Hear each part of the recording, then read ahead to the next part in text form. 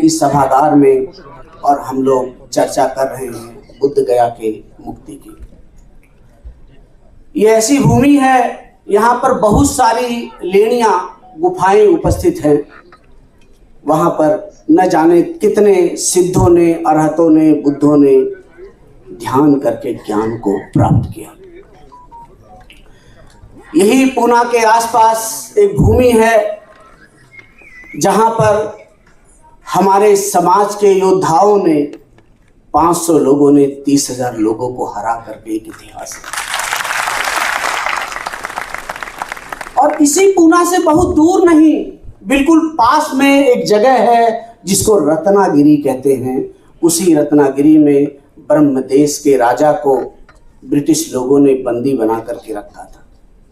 बड़ी पूजनीय भूमि है।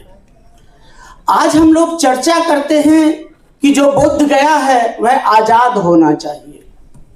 यही चर्चा हम 1955 में क्यों नहीं करते थे? क्या कोई बता सकता है? हम 134 वर्ष की तो बात करते हैं, लेकिन ये चर्चा आज हम इसलिए कर रहे हैं कि बाबा साहेब ने इस भूमि के अंदर हम लोगों को जागृत करके बौद्ध बना दिया।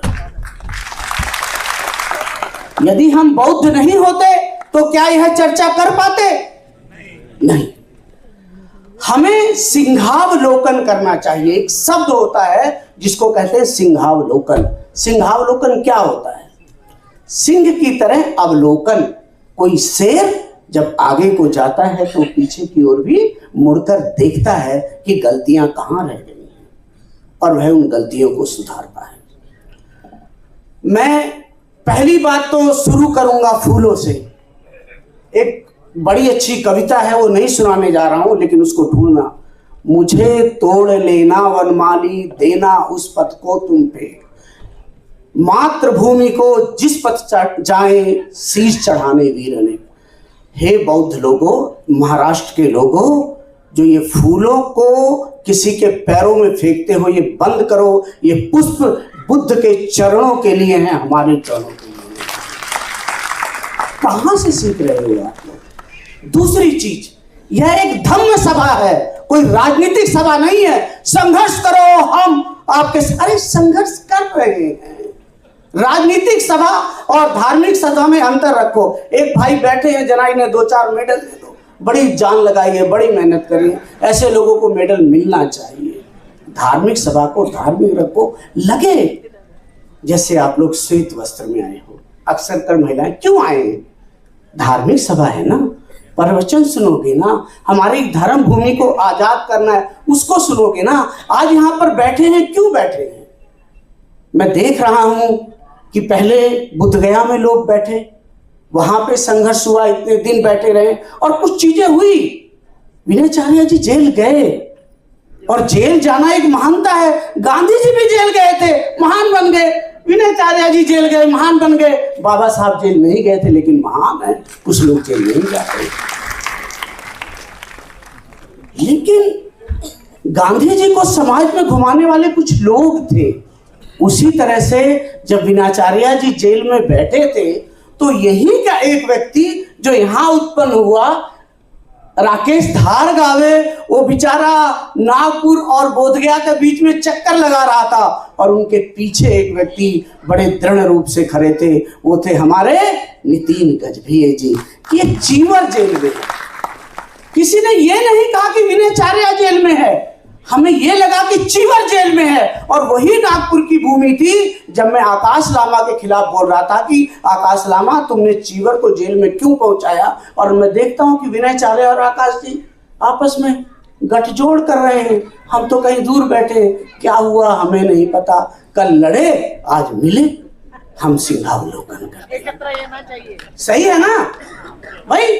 जो आपके साथ खड़ा हुआ वो आकाश लामा का बुरा बन गया, और जो आकाश लामा का के साथ खड़ा हुआ आपका बुरा बन गया। आपका तो गठजोड़ है। क्यों लड़े और क्यों टूटे, ये सिंहावलोकन होना चाहिए और इस समाज करेगा। मैं भी था वहां, ऐसा नहीं है। इन सब की कहानियां अगर कोई व्यक्ति जानता है और ऑब्जर्व करता है, that is Bhante Dipankar Sumedho, because I was there at every moment and I always speaks when time comes. I don't speak like this. So kindly understand. जो आंदोलन भंते सुरई ससाई ने चलाया, वो आंदोलन के अंदर जो धन था वो सुरई ससाई का था, जापान का था। लेकिन जो आंदोलन ये चला है, ये धन महाराष्ट्र का है, यूपी का है, बिहार का है, भारतीय लोगों का है। इसलिए आंदोलन जो है, लेकिन एक बहुत बड़ी कमी थी जो उस आंदोलन में भी है और इस आंदोलन में भी है, और विनयचार्या भी स्वीकार करेंगे।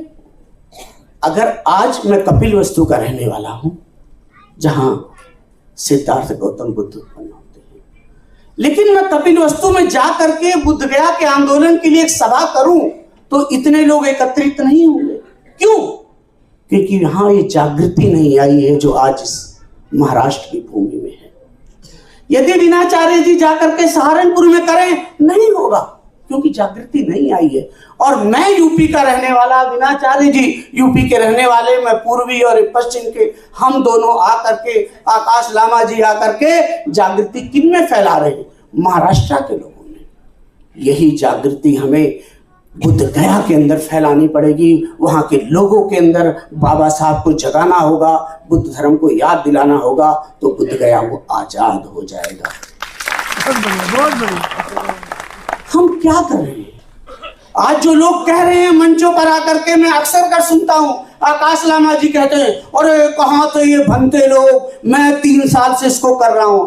आकाश लामा जी, आप 3 साल से बीबी को लेकर के डोल रहे हो। ये बहुत सारे भिक्षु लोग अपनी बीबियों को घर पे छोड़ करके, चीवर पहन करके समाज के अंदर अलग जगाया है। तो ये लोग पैदा हुए जिसके बल पर आप आंदोलन चला रहे हो, नहीं तो आप आंदोलन नहीं चला पाते।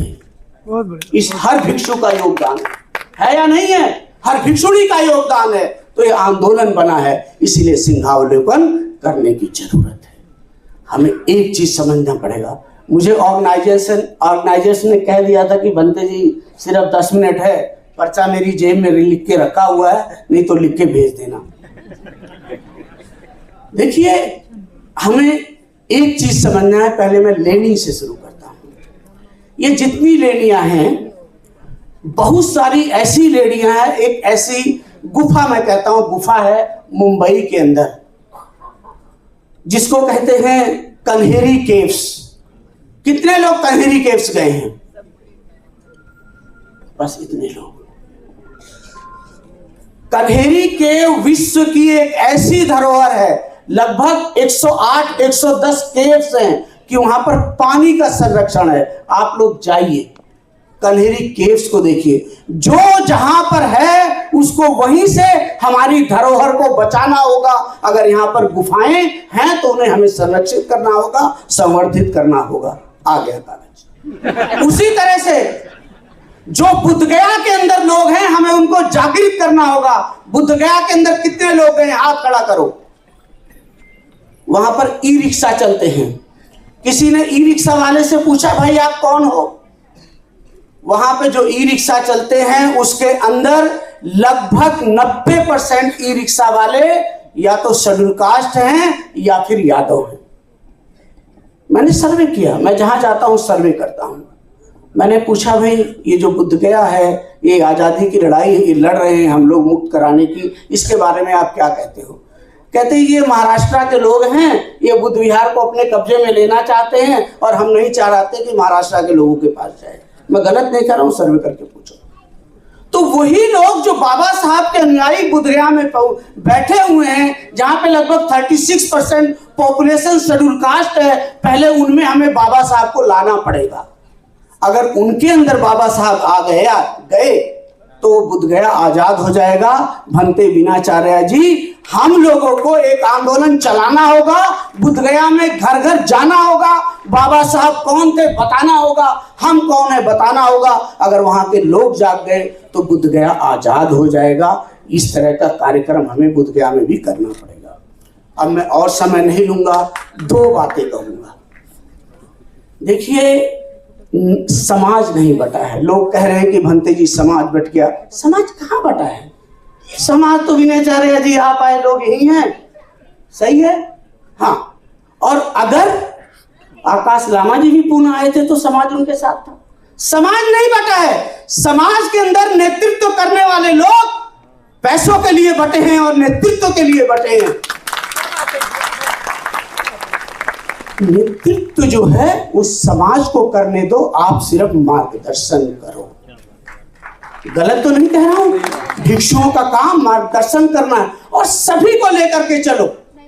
जब हम लोग साथ होंगे तभी बुद्ध गया आजाद होगा, वरना आजाद नहीं हो पाएगा। इसी के साथ मैं अपने शब्दों को विराम देता हूं। सभी के लिए मंगल और कामना करता हूं और सभी लोग एक सवाल पूछना शुरू करो, बेशक से मैं ही क्यों ना हूं। यदि कोई व्यक्ति कार्य कर रहा है, आप उसको धन दे रहे हो, तो उससे पूछो कि ये पैसा कहाँ गया। अगर आप नहीं पूछोगे तो आपस में लड़ेंगे और बटेंगे, लड़ेंगे और बटेंगे तो आंदोलन को नुकसान होगा। सभी का कुशल हो, सभी का